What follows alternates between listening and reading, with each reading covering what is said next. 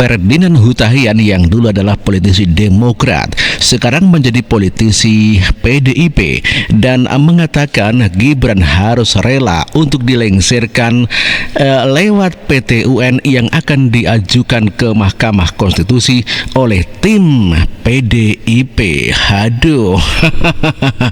PDIP itu adalah langkah taktis dan tepat. Tepat untuk apa? Langkah taktis dan tepat begitu ya. Supaya jangan terulang ke depan. Waduh. Maka PDIP tidak boleh diam. Justru kalau PDIP diam, saya juga sebagai kader akan protes. Ini partai kenapa diam?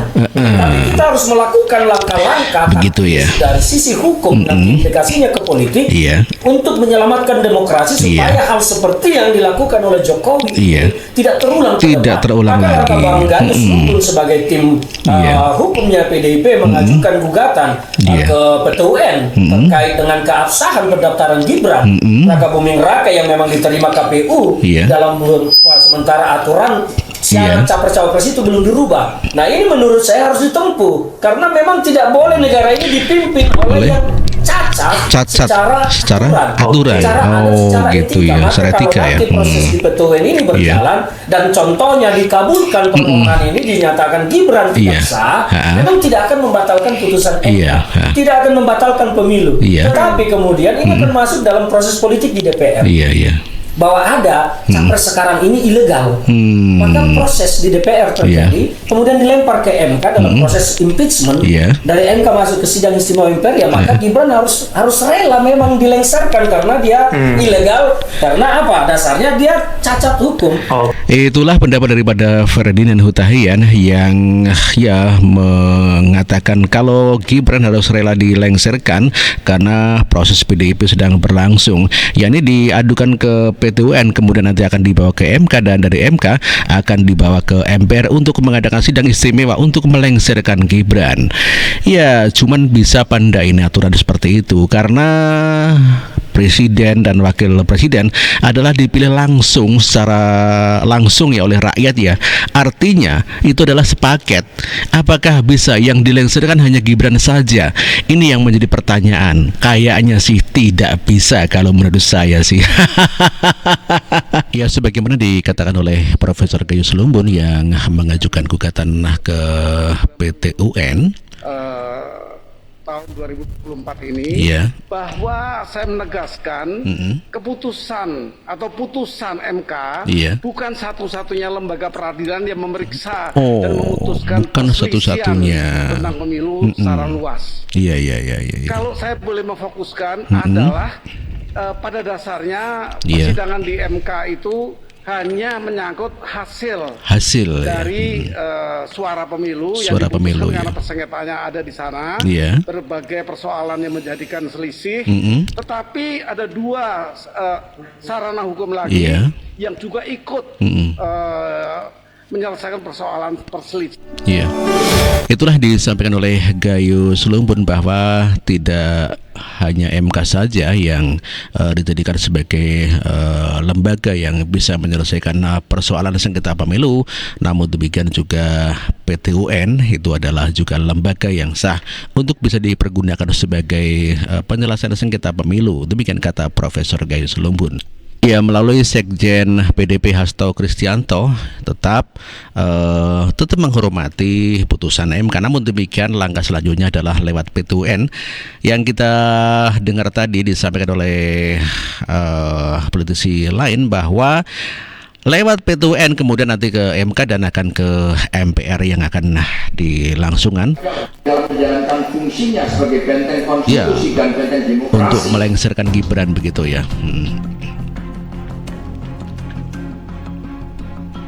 Meskipun MK gagal di dalam menjalankan fungsinya sebagai benteng konstitusi dan benteng demokrasi, berarti dianggap gagal ya. Sifat keputusannya yang bersifat final maka PD Perjuangan menghormati keputusan MK dan akan terus berjuang di dalam menjaga konstitusi, memperjuangkan demokrasi, pelaksanaan pemilu yang demokratis, jujur dan adil, serta berjuang untuk menggunakan setiap ruang hukum termasuk melalui PT UN. PT-UN ya. Jadi betul ya dikatakan oleh Hasto Kristianto bahwa Hasto menganggap kalau MK gagal menjaga konstitusi ya, maka PDIP tidak akan tinggal diam dan akan melakukan langkah selanjutnya yakni melalui PT-UN. Sementara Mahfud MD tidak mau mengomentari persoalan PDIP yang mengajukan gugatan ke mahkamah ke PT-UN begitu ya. Ya mungkin Mahfud ya sebetulnya Mahfud MD paham hukum, makanya dia tidak akan mengomentari dari apa yang diajukan PDIP ya. Tidak mengikuti ya. Teman-teman dari PDIP ya. Tidak terlibat, tidak tahu dasar-dasarnya apa. Iya. Oh, tidak tahu ya. Alas untuk menggugat ke PT-UN. Iya. Oke, cukup ya. Satu lagi. Iya. Saya ini ada rapat. Penegasan Prof, saya Putu dari Kompas TV tadi kan juga membahas soal dissenting ini kan pertama kali. Ditanggapi putusan dari MK ini juga karena dianggap jadi momentum perbaikan MK. Dengan adanya dissenting Prof, apakah artinya ini nanti bisa berpengaruh pada legitimasi Prabowo dan juga Gibran pada saat nanti ditetapkan sebagai presiden? Kemudian yang kedua, perlu ditanyakan itu, dissenting ini juga bisa jadi catatan dalam pemilu karena sebentar lagi kita juga akan melaksanakan pemilu kepala daerah. Terima kasih. Iya, pokoknya putusan MK hari ini mudah-mudahan menghentikan ontran ya.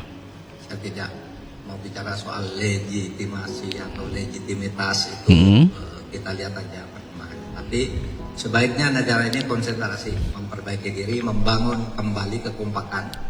Karena di berbagai belahan dunia sekarang Mahfud MD tetap tidak mau mengomentari mengenai keputusan Mahkamah Konstitusi mengenai legitimasi ataupun tidak persoalan dari Prabowo Gibran yang akan dilantik sebagai presiden. Sementara tim hukum 02 Prabowo Gibran Otto Hasibuan mengatakan bahwa gugatan PDIP ke PT-UN tidak akan berdampak sama sekali terhadap kekuatan hukum atas kemenangan Prabowo Gibran.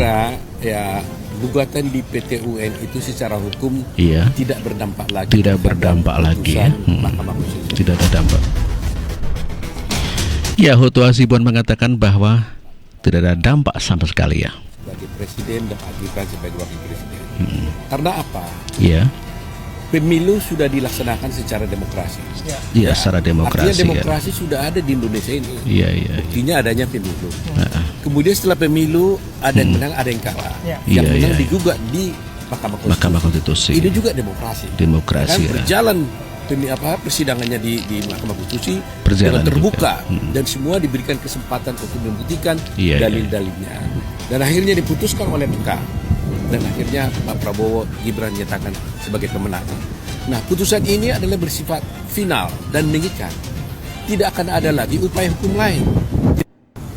Saya kira jadi tidak ada upaya hukum lain selain MK. MK adalah merupakan benteng terakhir di dalam proses sengketa pemilu. Jadi sebetulnya memang benar tidak ada upaya hukum lagi ya.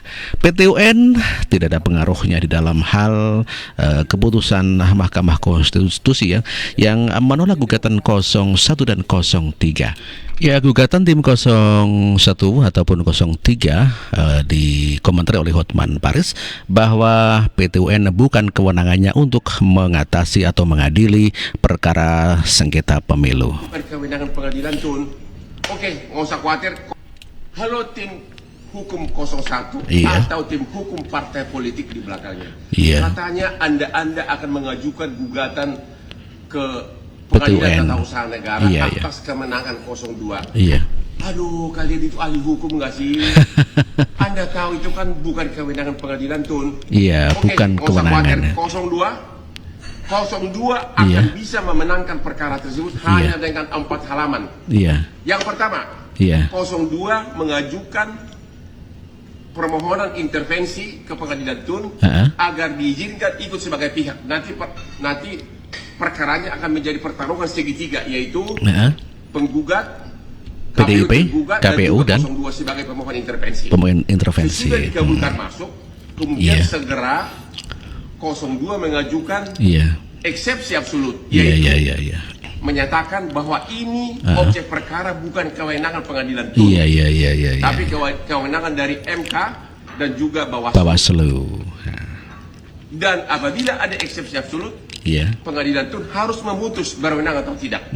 Dan secara absolut 1000% saya yakin pengadilan tun tidak berwenang mengadili objek perkara. Jadi hanya dengan 4 halaman gugatan ditun dari Anda akan KO. Percayalah sama saya. Itulah komentar daripada Hotman Paris bahwa gugatan tim 02 pasti akan ditolak karena memang bukan kewenangan daripada PT UN untuk mengadili daripada proses sengketa pemilu dan pilpres. Saya kira cukup sekian dulu, terima kasih dan terima kasih. Wassalamualaikum warahmatullahi wabarakatuh.